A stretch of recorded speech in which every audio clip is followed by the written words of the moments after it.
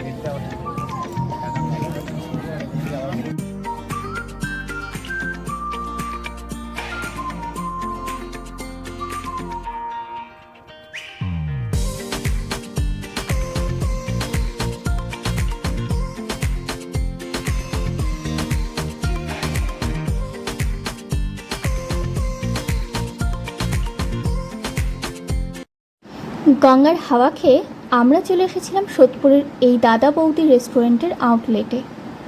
আর এটা ছিল ভেতরের অ্যাম্বিয়েন্স। এখানে আমরা ট্রাই করেছিলাম স্পেশাল মাটন বিরিয়ানি, যার প্রাইস পড়েছিল 600। বাট এটাতে ছিল 2 পিস মাটন, 2 পিস আলু আর সাফিসিয়েন্ট রাইস। মানে তোমরা একটা স্পেশাল মাটন বিরিয়ানি নিলে দুজনে কিন্তু আরামে খেয়ে ফেলতে পারবে।